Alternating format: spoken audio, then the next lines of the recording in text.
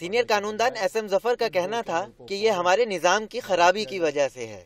سر بات یہ ہے کہ اگر آپ سارے معاملات کو یکجا کر کے دیکھیں تو یہ ہمارے نظام میں بہت بڑی ایک خرابی دکھائی دیتی ہے کہ مقدمات کئی عدالتوں میں داخل کیے جا سکتے ہیں۔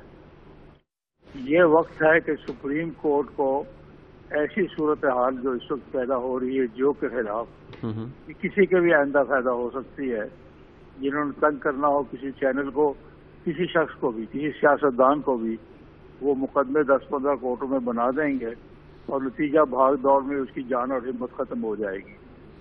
یہ وقت ہوتا ہے کہ وہ ایسا فیصلہ کریں اور بڑی آسانی سے کر سکتے ہیں۔ ایک FIR رجسٹر ہو جائے اور دوسری اگر کہیں بھی رجسٹر ہو، مقدمہ پہلی جگہ پہ چلے گا جہاں کہ FIR ہے۔ یہ فیصلہ قانون کے مطابق بھی ہوتا، آئین کے مطابق بھی ہوتا، انصاف بھی ہوتا، لیکن اب تو واقعی انصاف کا مذاق بن چکا ہے۔ کہاں کہاں کو جا کے اپنے مقدمے لڑے گا اور کہاں سے انصاف حاصل ہو سکے گا۔ پھر رہ گی ہمارے بلتستان کا معاملہ۔ اتفاق اس میں مشکل یہ ہے کہ وہ ہماری جورسڈکشن سے دور ہے۔ ماہر قانون اعتزاز احسن کا کہنا تھا کہ گلگت بلتستان کی عدالت کا یہ فیصلہ بالکل یک طرفہ ہے۔ فیصلہ بالکل غلط ہے جی، ظلم ہے، اس میں تو کوئی شک ہی نہیں ہے کہ آپ ایک شخص کو سنے بغیر، اور یہ ایکس پارٹی یک طرفہ آرڈر ہے، ان ایبسینشیا تو کنوکشن ہو ہی نہیں سکتی۔ پاکستان کے قانون کے تحت پاکستان کسی ایسی کنوکشن کو، سزا کو ریکگنائز نہیں کر سکتا جو ان ایبسینشیا ہوئی ہو۔ اس پہ سپریم کورٹ کی رولنگ ہے، لیاقت حسین کا کیس ہے 1990s میں، 1998 کا، اور اس کے بعد اس پہ متعدد مرتبہ اس پہ آفتاب شیرپاؤ کا کیس ہے جس کو ان ایبسینشیا کنوکشن ہوئی تھی۔ اس پہ جتنے مقدمات ہیں، ان ایبسینشیا کنوکشن ہو ہی نہیں سکتی سبسٹینٹیو اوفینس کی، ممکن ہی نہیں ہے پاکستان میں۔ اور یہ تو ان ایبسینشیا کنوکشن ہے، اس کو پاکستان کی عدالتیں اور پاکستان کی انتظامیہ اس فیصلے کو تسلیم کر ہی نہیں سکتی۔ سپریم کورٹ پاکستان کے فیصلوں کے خلاف ہوگا، اس کو کوئی بھی اگر تسلیم کرے، پاکستان میں کوئی بھی اس پہ عمل درآمد کرے، کوئی شخص بھی، کوئی افسر، کوئی پولیس والا، کوئی انتظامیہ والا، ایگزیکٹو کا افسر، کوئی عدالت اس کو پر عمل کرے، وہ خلاف قانون، خلاف آئین اور سپریم کورٹ کے فیصلوں کے خلاف ہو۔ نہیں، یہ تو فیصلہ نافذ ہو ہی نہیں سکتا پاکستان کے اندر۔ پاکستان کے اندر تو میں نے آپ کو بتایا، پاکستانی کورٹس ان ایبسینشیا یعنی ملزم کی غیر حاضری میں کسی فیصلے کو تسلیم نہ کرنے کے پابند ہیں۔ جسٹس ریٹائرڈ طارق محمود کا کہنا تھا کہ گلگت بلتستان عدالت کا فیصلہ پاکستان کے آئین اور قانون کے خلاف ہے۔ دیکھیں، پہلی بات تو یہ ہے کہ ایون اینٹی ٹیررزم ایکٹ جو پاکستان میں 97 میں آیا تھا اور فرداً جو امینڈمنٹس بھی ہوتی رہی، اس کے دو پہلو امپورٹنٹ ہے۔ ایک بات تو یہ ہے کہ یہ سوال ہمیشہ سے ہی ایک امپورٹنٹ رہا اور ایشو رہا مختلف کورٹس میں کہ کیا ٹرائل ایبسینشیا جو ہے وہ ہو سکتا ہے، گو کہ اس میں ایک پروویژن تو ہے، لیکن پھر آرٹیکل 10A جو ہے ہمارا آئین جو ہے، اگر اس حوالے سے دیکھا جائے تو نہ صرف یہ پرانے کرمنل سسٹم سے کانفلکٹ تھا بلکہ آرٹیکل 10A سے بھی کانفلکٹ کرتا ہے۔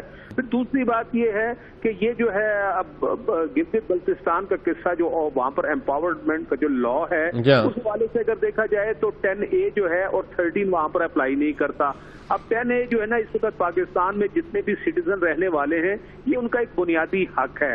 لاہور ہائی کورٹ بار کے صدر شفقت چوہان کا کہنا تھا کہ یہ فیصلہ آئین اور قانون کے منافی ہے۔ جو دہشت گردی کی یا ٹیررزم کی جو ڈیفینیشن ہے نا، اس کے ایک اپنی ریکوائرمنٹس ہیں۔ وہ انٹینشن تو پہلے ہی ہونی چاہیے آپ کا کرمنل جو سبجیکٹ ہے، کسی پبلک ایٹ لارج کو ڈسٹرب کرنے کے لیے، اس کو تکلیف دینے کے لیے، کسی پبلک ایٹ لارج کو ڈیمیج کرنے کے لیے انٹینشن کے ساتھ اگر کوئی ایکٹ ہے، اس کو میں سلیس بات کر رہا ہوں کہ تاکہ وہ اس کو آپ ٹیررزم میں لا سکتے ہو۔ سینئر صحافی مجیب الرحمان شامی کا کہنا تھا کہ یہ ایک انتہائی سنجیدہ معاملہ ہے اور اس کو کسی طور پر نظر انداز نہیں کیا جا سکتا. یہ جو فیصلہ ہے اس کی یہ نوعیت تھی نے اس کو ساقط کر دیا. ایک بات تو یہ جو میں ابھی وکیلوں کی گفتگو سے سمجھا ہوں. دوسری بات دیکھیں میں عرض کروں, یہ ایک انتہائی سنجیدہ معاملہ ہے پاکستان کی جو میڈیا برادری کے لیے. اس کو کسی طور نظر انداز کیا ہی نہیں جا سکتا. انپریسیڈنٹڈ ہے. دیکھیے اس ملک میں ہم آزاد ہیں, آزاد کشمیر کی اپنی ایک حکومت ہے, ایک اپنا کانسٹیٹیوشنل سٹرکچر ہے. گلگت بلتستان جو ہے وہ پاکستان کے کانسٹیٹیوشن کے تحت نہیں ہے لیکن پاکستان کا ایک انتظامی حصہ ہے. آج تک کبھی نہیں ہوا کہ آزاد کشمیر کی کسی عدالت نے یا گلگت بلتستان کی کسی عدالت نے کسی میڈیا ہاؤس کے بارے میں, کسی میڈیا پرسن کے بارے میں اس طرح کا فیصلہ کیا ہو جس سے آزادی صحافت جو ہے وہ خطرے میں پڑ جائے. دیکھیے آپ یہ گلگت و بلتستان ہے, اس میں پاکستان کا کوئی وکیل کسی عدالت میں پیش نہیں ہو سکتا. یعنی اگر آپ چاہیں کہ آپ جا کے وہاں مقدمہ لڑیں, پلیڈ کریں, آپ کو یہ حق حاصل نہیں ہے جب تک کہ آپ کو وہاں کی بار ایسوسی ایشن رکنیت نہ دے. تو ایک اتنا فرق ہے. تو یہ صرف ملزم پر ہاتھ صاف کرنے کے لیے یہ سارا اہتمام کیا گیا. دیکھیں ہم نے ایک بڑی لڑائی لڑی ہے اور پاکستان میں ایک میڈیا کی آزادی حاصل کی ہے, اور اگر اس کو اس طرح غصب کیا جا سکتا ہے اس کا مطلب یہ ہوا کہ یہ تو ایک مجھے اس میں ایک اور بڑے دورس اثرات نظر آتے ہیں. اگر آپ یہ کہتے ہیں جی ہمارے ہاں کیونکہ ایک پروگرام ٹیلی کاسٹ ہوا ہے یا ہمارے ہاں وہ اخبار پہنچا ہے جس میں خبر چھپی ہے, تو اس کا مطلب یہ ہے کہ پھر ہم یہ کام کریں کہ ہم کہیں کہ ہمارا ٹی وی جو ہے اس کی نشریات گلگت بلتستان میں ٹیلی کاسٹ نہ کی جائے اور ہمارا اخبار جو ہے وہاں بھیجا ہی نہ جائے. تو اس طرح ہم تو ایک دیوار کھڑی کر دیں گے گلگت بلتستان اور پاکستان کے درمیان. اس لیے ہم نے یہ مطالبہ کیا. دیکھیے اے پی این ایس حمید ہارون صاحب نے بھی اور میں نے بھی ایک اپنے رفقا سے مشورہ کیا اور کہا یہ ایک ایسی صورتحال ہے جس کو کسی قیمت پر برداشت نہیں کیا جا سکتا, کسی قیمت پر.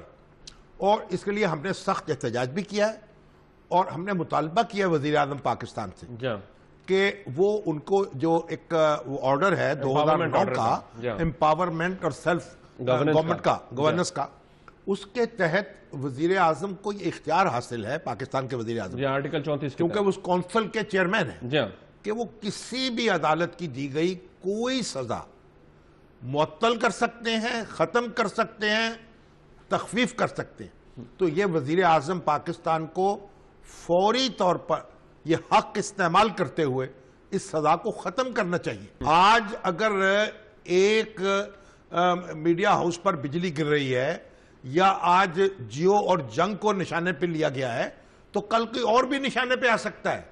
ہم کسی شخصی عناد کی بنیاد پر یا محبت کی بنیاد پر کوئی ایسا نقطہ نظر اختیار نہیں کر سکتے جس سے پورا میڈیا جو ہے اس کی آزادی داؤ پہ لگ جائے.